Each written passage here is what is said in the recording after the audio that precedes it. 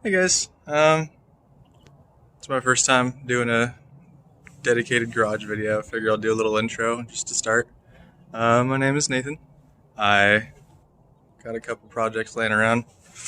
Um, Recently, I find myself with a lot of extra time on my hands.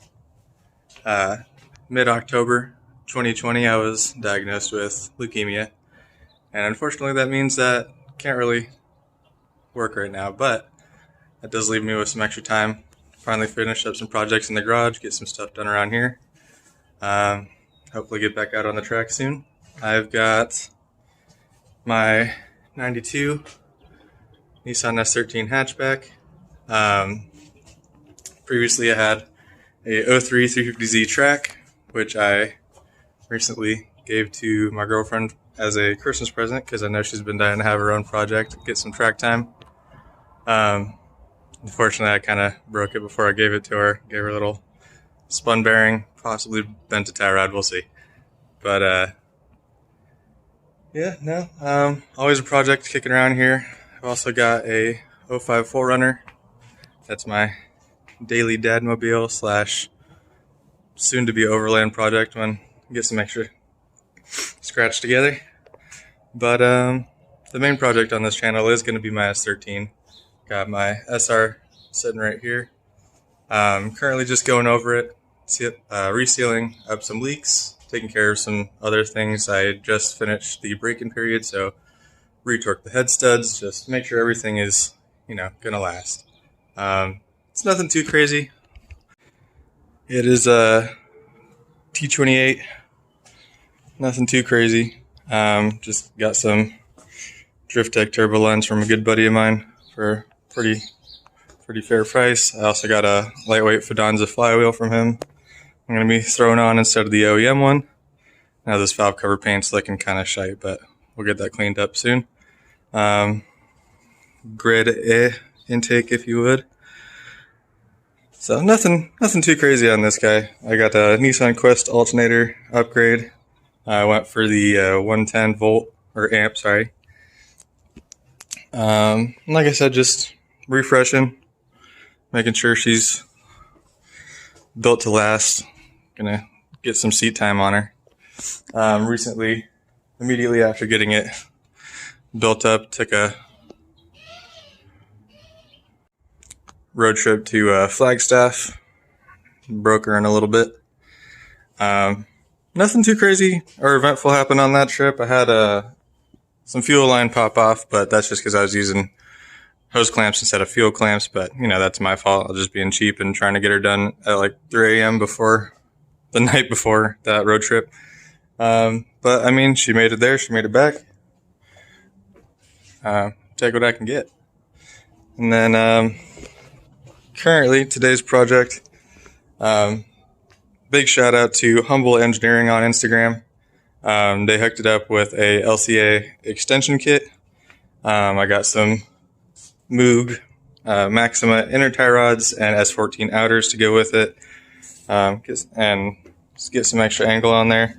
My buddy's coming by to pick up the LCAs and knuckles to model the knuckles, extend the LCAs for me, weld them up. Unfortunately, like I said, due to my diagnosis, I can't leave the house too much, especially when my immune system's kind of on the lower end. But I got a lot of good friends that have been giving me a lot of help, making things easier for me.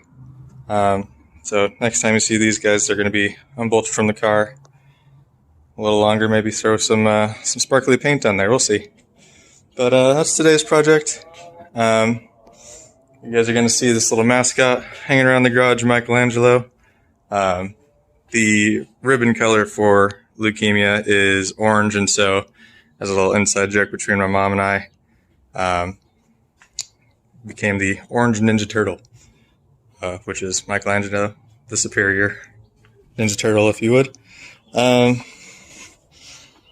yeah, nothing too crazy going on around here. We actually just moved into this place. Like I said, back in October when I got my diagnosis. Got a big support team behind me, and all this is possible because of them. And got a lot of people that I'm very grateful for. and hopefully I can use this time just to build my YouTube profile, build my Instagram, get these projects out of the way, and maybe make something of my time.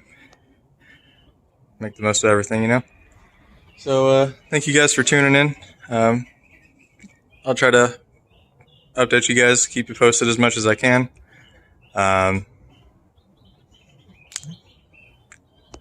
Thanks for tuning in.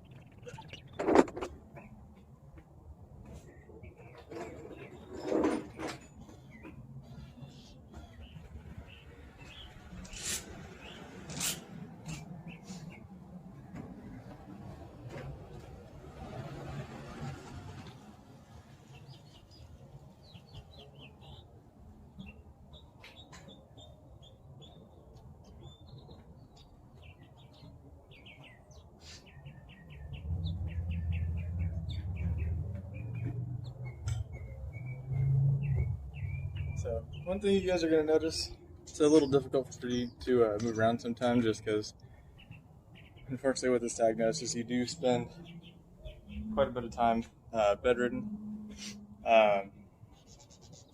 Just do the chemo, just makes you feel like shit sometimes. So I'm a little out of shape, honestly. Cardio's lacking, knees are hurting, but I'm doing my best. Having a little trouble getting the tie rods and the LCAs unbolted from the knuckles. Worst case, I could just get the lower control arms unbolted and the tie rods and just send them off to my buddy because he's going to be messing with both of them anyways. But I'd like to get him as many pieces as I can for him, just make his job a little easier. But we'll see what we can do to just little hard sometimes. But aside from that, going pretty smoothly. Got pretty much everything disconnected, sway bars. I believe there's speed sensors on the knuckles. I got to figure out how to get those off without breaking them. But again, trial and error. We'll see what happens. Do my best. And go from there.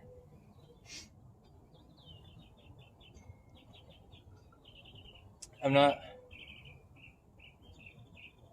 exactly automotively inclined. I do love cars and they are my passion, but professionally I am an aircraft mechanic, so everything I know about cars is kind of things that I've learned from this car over the past 2 years, some other cars that I've owned, just knowledge I've gotten from friends and YouTube, of course. But you know, haven't broke anything too crazy yet, so it could be worse.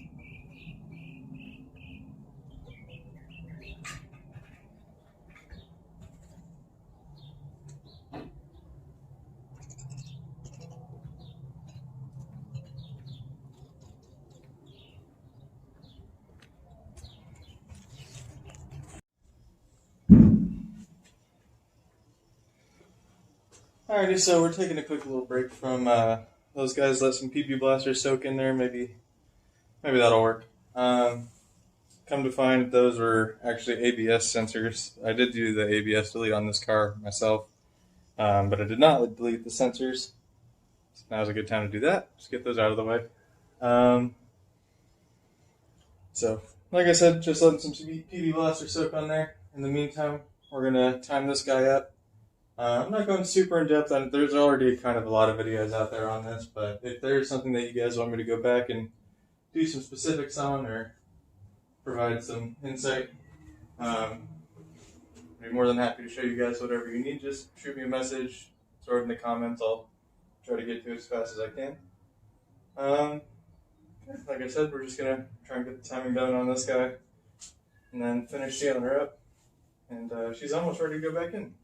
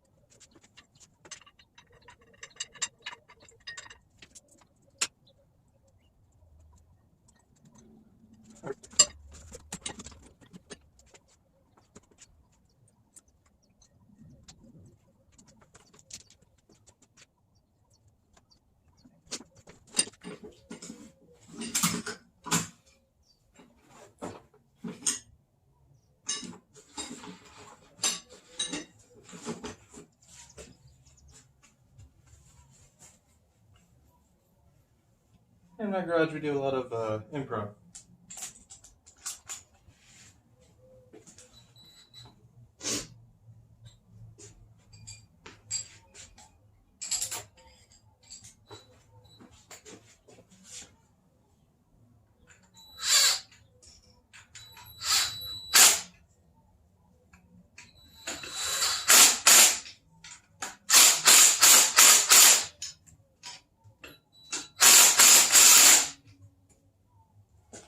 Torch the stick.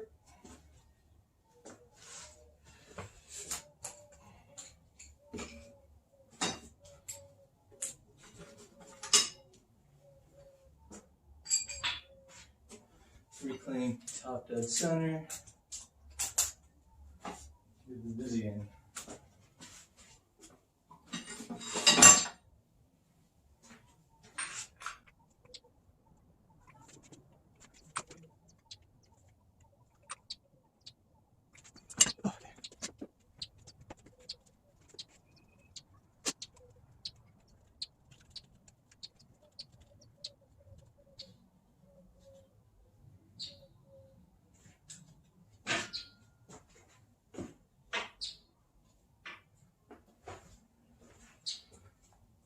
To anybody who's not familiar with the process, when you are timing your cast here, there's a couple markings here.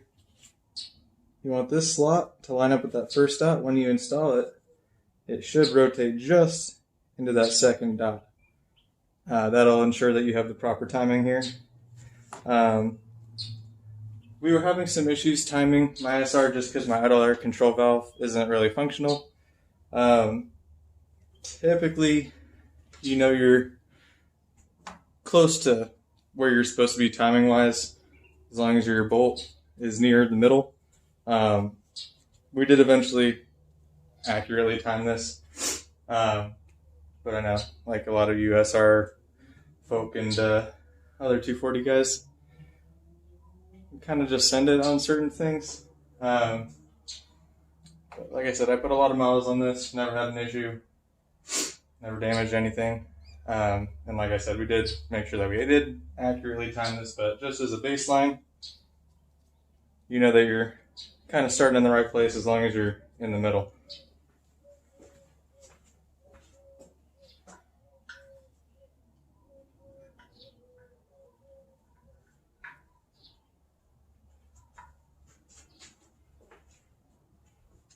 Don't forget Libby.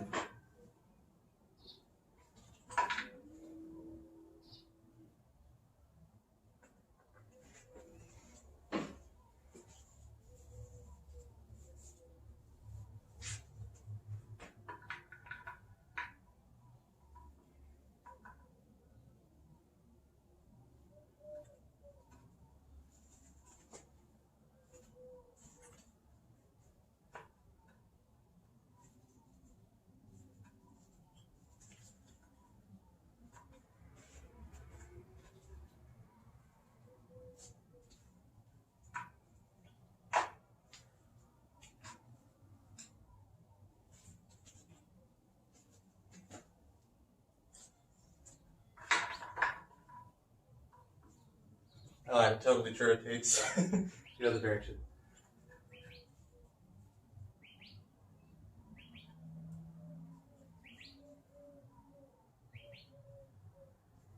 Just going off of memory here.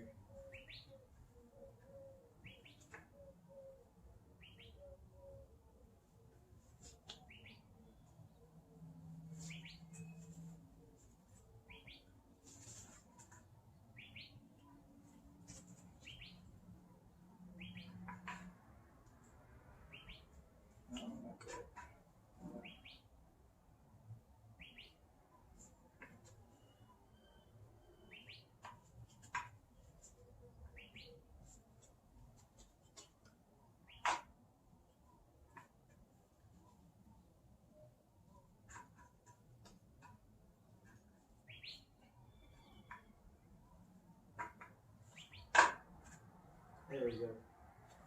That's where I like it.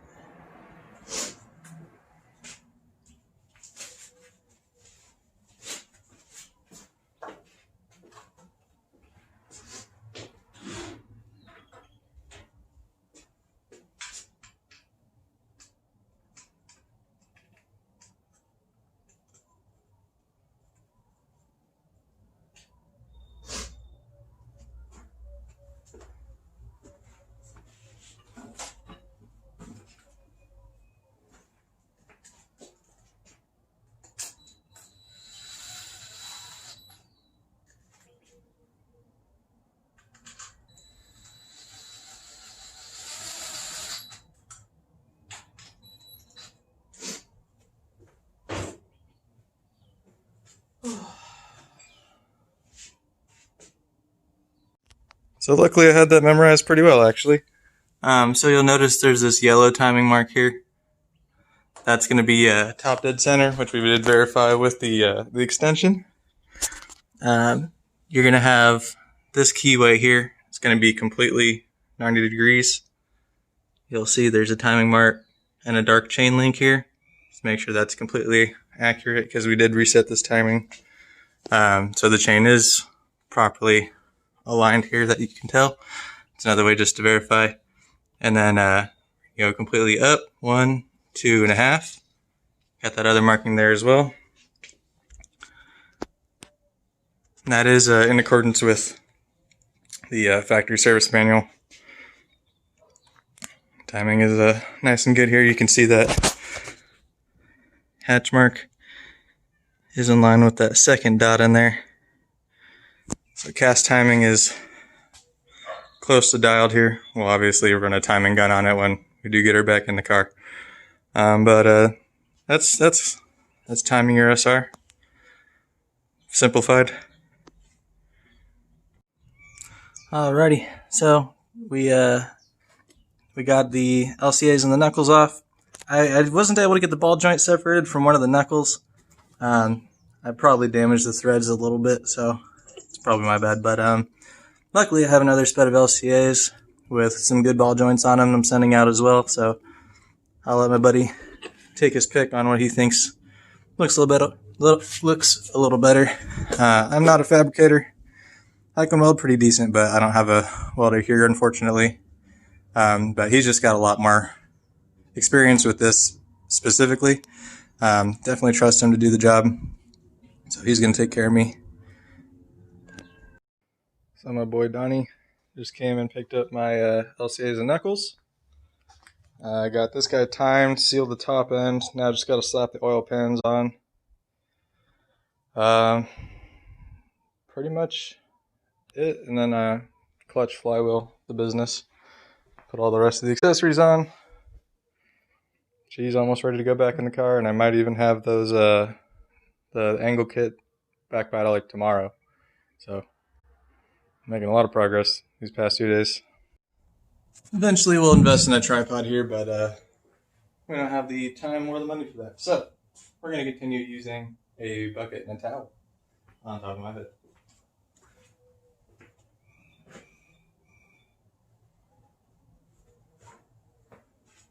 If it ain't broke, don't fix it.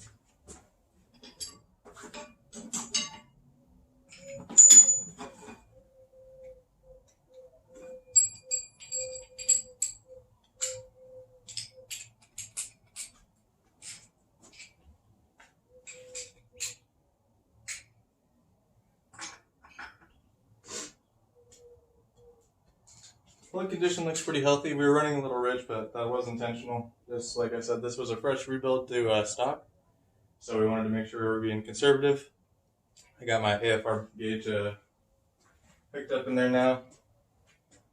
But we were just using that as a baseline. Make sure we were not pushing her too hard, especially being that it's a fresh rebuild. This is my first rebuild, and I did it pretty much by myself, so you know.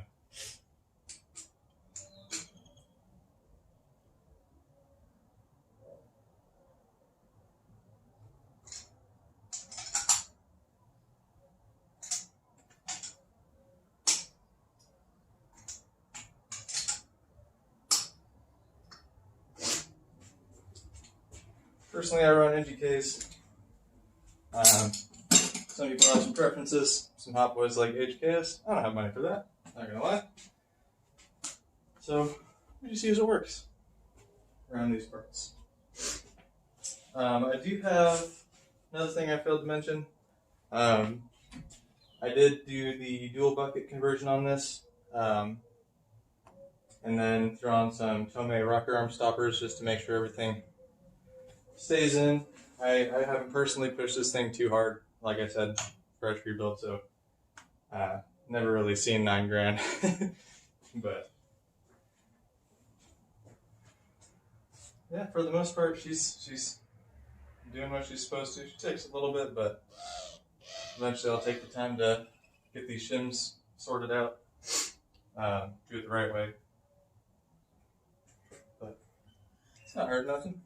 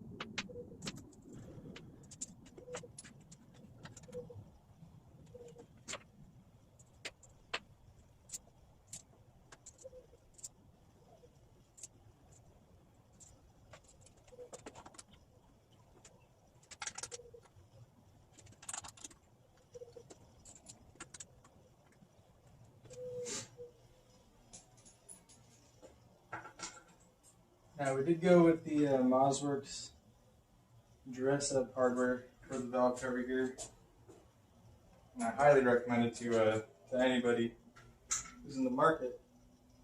It's so much better than those stupid studs. Granted, you do run the risk of stripping these bolt holes, but as long as you're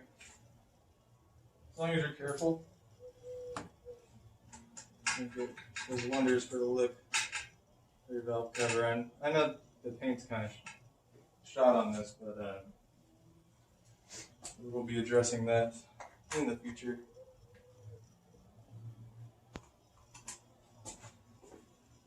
I haven't really decided yet whether we're going to repaint it or polish it, but we'll cross that bridge when we get there. Priority is just getting it in and on the road.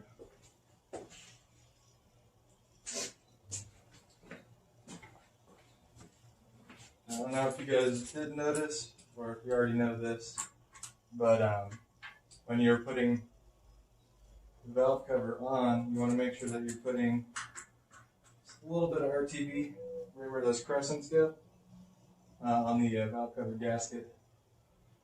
A lot of people don't, and it will leak. It's very, very common.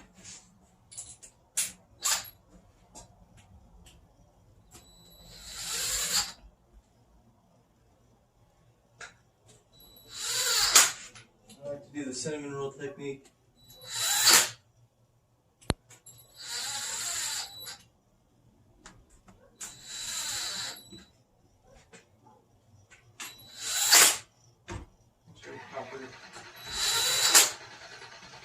Copper seals going on here.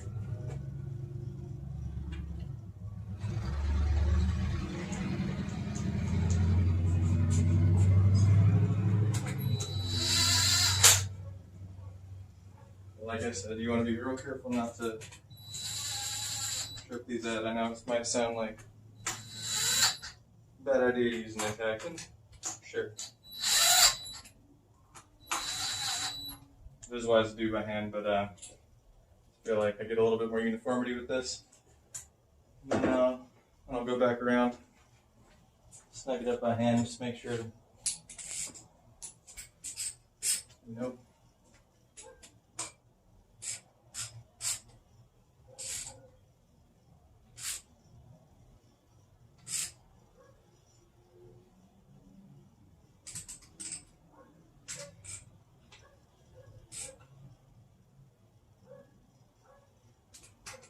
Really don't need to do it too tight.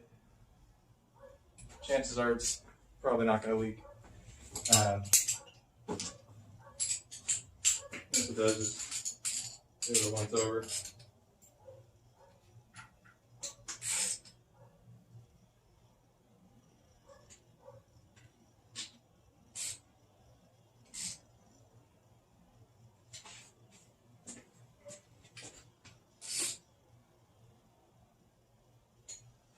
Fact of the matter is, it's an SR. It's going to leak.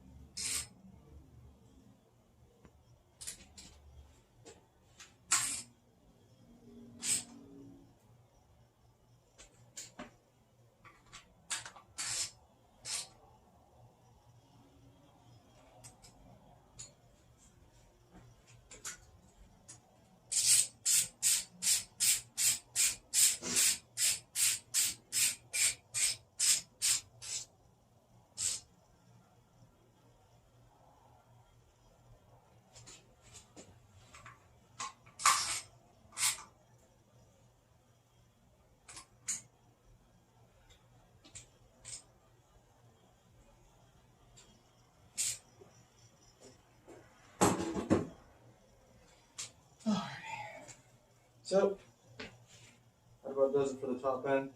I think we're going to see if we can get a little progress made after letting that PV ester soak.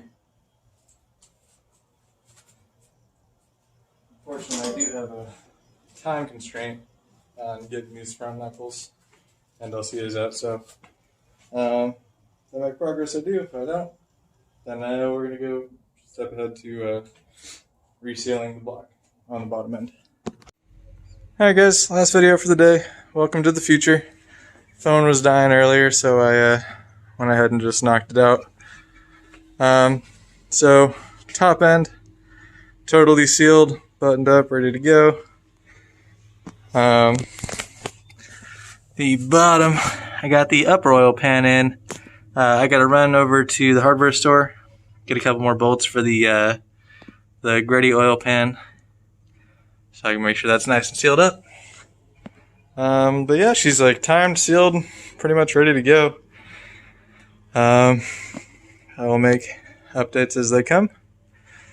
But thanks for tuning in.